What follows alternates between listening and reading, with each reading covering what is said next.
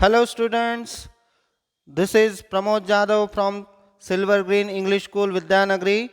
Today we will study a poem of English for class 10. The name of the poem is Fire and Ice. It is written by Robert Frost, a renowned poet of America. This poem is very symbolic. This is inspired by the Dante's Inferno.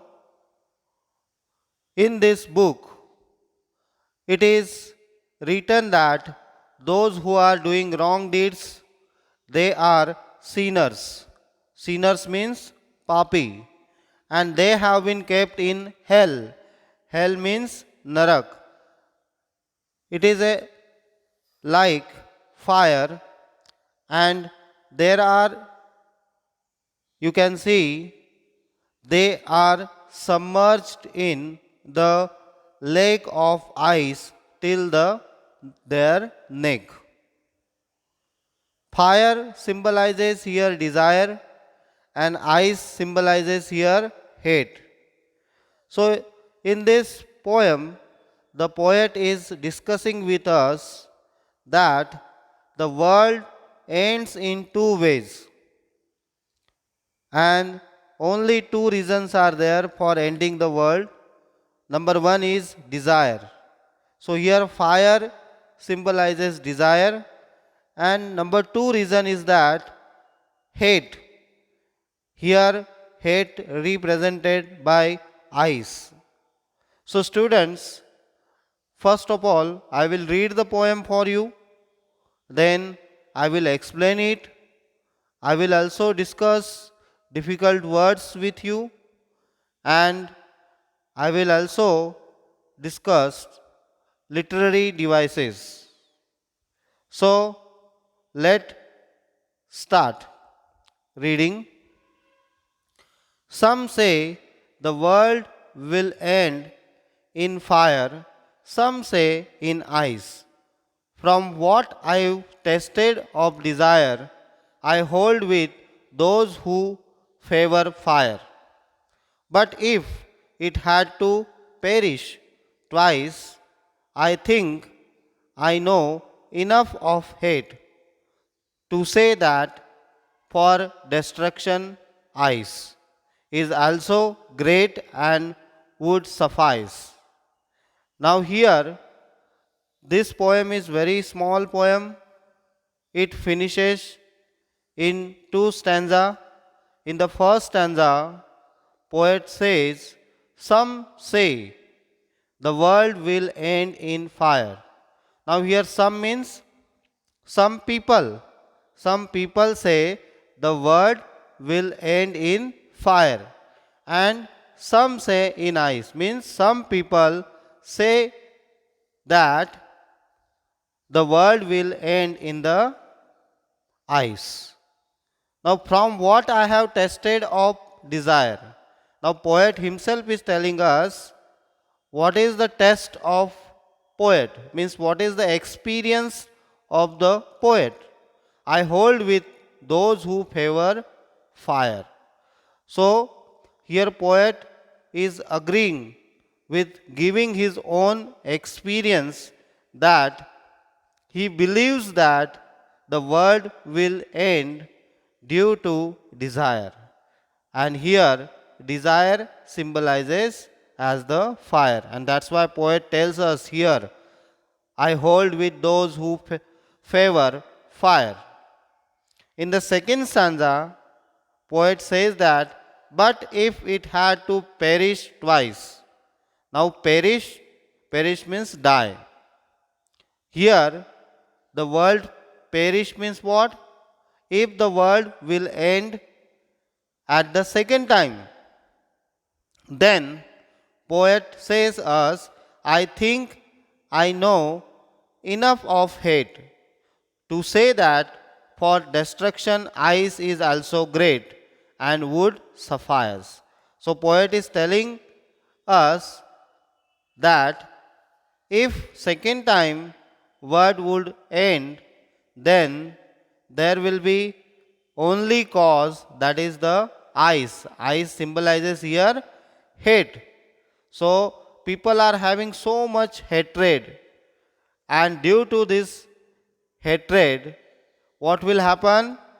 The world will end. Here, what is suffice?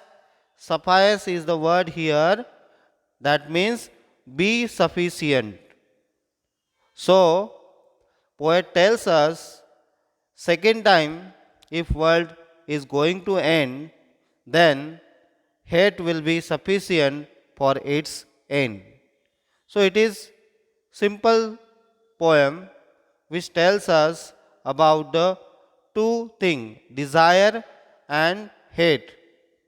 So desire means people are so much, they are having ambitions in their life, and for getting that ambition they are going at any level, and that is the desire. Desire means ichha, wish. They want to get something, they want to achieve something, that is the desire. Hate means, everyone is aware about it. Hate means nafrat. So people are there in the world, they are having in their mind hate, and that is also symbolizing here eyes. So in this way the poet gives us message that this world will end. If this world will end, then only two reasons would be there. Number one, that is desire, and number two, that is hate. Now let me discuss with you literary devices. What type of literary devices are being used in this poetry? Number one, rhyming scheme. Now, if you look at the poem, so in the first line, A, B, A. So, first line is A, second line B, third line is A. Again A, B, C. Then again B, C, B.